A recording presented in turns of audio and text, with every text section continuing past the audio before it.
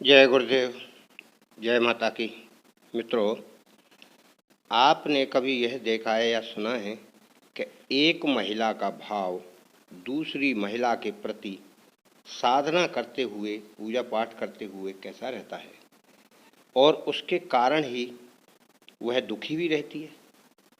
मित्रों, अधिकांश घरों में आपने देखा होगा कि जो महिलाएं बुजुर्ग होती हैं वह पूजा पाठ कुछ ज़्यादा करती हैं। क्यों? कि उनका समय नहीं कटता, फिर भगवान में ध्यान लगाती हैं। घर में कार्य करने के लिए बहू हैं, बेटियां हैं, बेटे हैं, और वह स्वयं अपने आप को एकांत महसूस करने के लिए है पूजा पाठ करती है। बड़ा मन लगाती है, मंदिर भी जाती है, अपने घर में भी करती है, बाहर भी करती है, और कहीं कोई प्रवचन हो उसमें भी जाती है। परंतु क्या आपने सोचा, सुबह, शाम, दोपहर उसका व्यवहार घर में कैसा रहता है? उसका घर में आने पर व्यवहार वही रहता है जो उसका व्यवहार पहले था।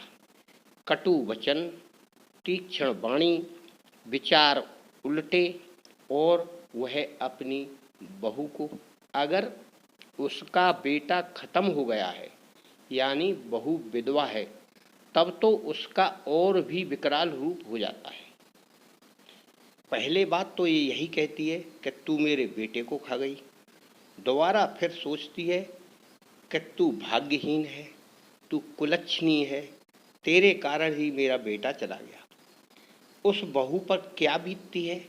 बेचारी बोल नहीं पाती है, समझ नहीं पाती है, अपने कष्टों को किससे कहे। क्योंकि उसका पति अगर होता तो अपने मन की बात वह अपने पति से कह देती, परंतु सास है, उसका सम्मान करते हुए वह उसके वचन, कड़वे वचन भी पी जाती है और उन्हें महसूस करके अंदर ही अंदर रोती है, और हो सकता है उसे कोसती भी हो, उसे श्राप भी देती हो।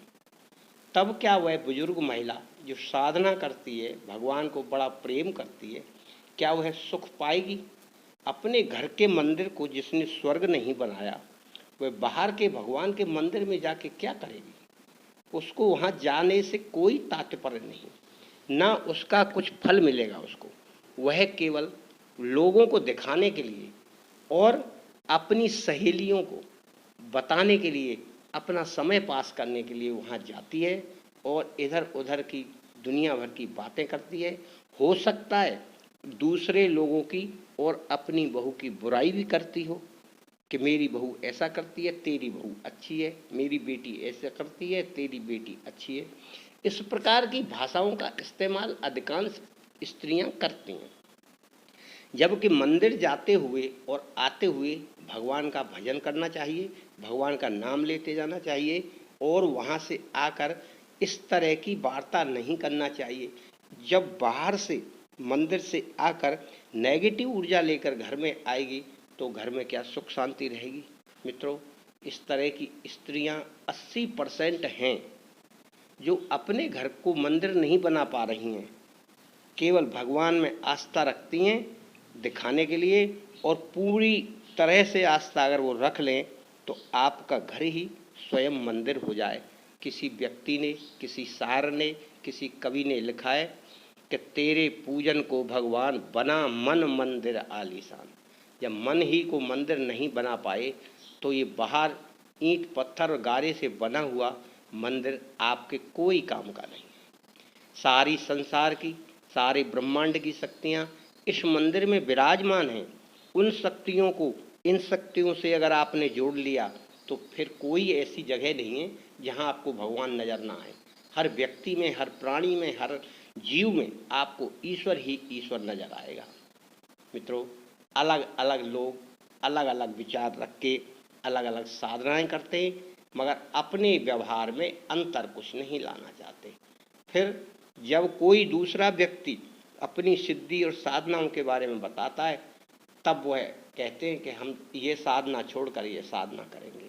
मित्रों, मगर अधिकांश महिलाएं तो बहुत ही भावुक हो जाती हैं और अपने मन से चाहे जो करने लगती हैं और चाहे जो सुनने लगती हैं और चाहे जिस तरीके की उपासना भी करती हैं, और विधियां भी लगाती रहती हैं, टोटका भी करती रहती हैं, परंतु घर की समस्या दूर नहीं होती। क्यों नहीं होती? कि वह अपने व्यवहार में जब तक बदलाव नहीं करेंगी तब तक कुछ नहीं होने वाला। इस बदलाव के कारण ही आपकी साधना सिद्ध होती है और साधना सफल होती है, मगर आप बदलना ही नहीं चाहते उसको। क्यों नहीं बदलना चाहते? कि घर का माहौल आपने ऐसा बना रखा है, आप घर की मुखिया हैं, बुजुर्ग हैं, वृद्ध हैं, सबसे बड़े हैं, आपको कोई सलाह नहीं दे सकता। आपको सलाह देने का मतलब है कि आपसे उल्टा पंगा लेना। इसलिए स्वयं ही अपने आप को बदलना होगा, अपने भाव को सरल बनाना होगा, अपनी परेशानी को, उसकी परेशानी को समझो। जब उसकी परेशानी आपने समझ ली घर के मेंबर की, तो आपको खुद महसूस होगा कि यदि वही चीज़, वही बात आपके साथ हो जाती तो क्या करती। अब बुजुर्ग महिला को काम कुछ नहीं करना है, मगर कहना कितना है कि आपने ये काम नहीं किया, वो काम नहीं किया, वो काम नहीं किया, वो काम नहीं किया। परंतु उस महिला पर कितना काम है ये आपने कभी सोचा या देखा? वह महिला सवेरे जल्दी उठेगी, नहाएगी धोएगी, नहीं नहाएगी धोएगी तो अपने बच्चे सबसे पहले तैयार करेगी स्कूल जाने के लिए। अगर उसका पति जा रहा तो उसको भी तैयार करेगी नाश्ता पानी करके। जब वो सब तैयार हो जाएंगे तब वो अपना नहाएगी तो 2-4-5 मिनट भगवान के लिए पूजा भी करेगी बेचारी। क्यों? कि उसी से उसको आशा है, भगवान से। और उसके बाद फिर वो खाना अपना खाएगी जब सब लोग खा चुके होंगे। अंत में ऐसी ही क्रिया उसकी शाम को रहती है। इन भावों को अगर हम समझ लें तो हमारा घर स्वर्ग बन सकता है। हम अपने घर को स्वर्ग खुद ही नहीं बनाते हैं, उन विधियों पर, उन क्रियाओं पर विचार नहीं करते हैं कि किन के कारण हमारा घर अव्यवस्थित है, अव्यवस्था फैली हुई है। उन्हें हम दूर करें और भगवान का भजन करें तो घर तो स्वर्ग अपने आप ही बन जाएगा मित्रों। परंतु हमारी बुद्धि को घर में आकर क्या हो जाता है, बाहर बहुत अच्छी अच्छी बातें करते हैं हम अपने यारों से, अपने दोस्तों से, अपने मित्रों से, और जो हमारे साथ भक्ति करने जाते हैं, मंदिर जाते हैं या घूमने जाते हैं या कहीं बैठते हैं, वहाँ अपनी घर की बुराई करते हैं और दूसरे घर की बड़ाई करते हैं। ये क्रिया अति खराब क्रिया है। ये नेगेटिव ऊर्जा हमें रसातल को पहुंचाती है। और आप अपने घर की बुराई खुद करेंगे तो दूसरा व्यक्ति और दूसरी जगह करेगा, जबकि आप अपने व्यक्ति की बड़ाई करें कि नहीं मेरी बहू बढ़िया है, मेरा बच्चा बढ़िया है, मेरी ये लड़की अच्छी है, तो उसके मन में एक भाव आएगा कि मैं गलत करता हूँ फिर भी मेरी ये बुराई नहीं कर रहे। मगर आप क्या करते हैं, बुराई कम, उसकी गलती कम रहती है, आप उसे बढ़ा चढ़ा कर दूसरे लोगों को व्यक्त कर देते हैं। इससे उसके भाव बदल जाते हैं और वह दुखी होकर जो कुछ कर रहा है उसे करते रहता है, वो अपने आप में बदलाव नहीं करता। मित्रों, इस तरह की महिलाओं को संभलना चाहिए। जय माता की।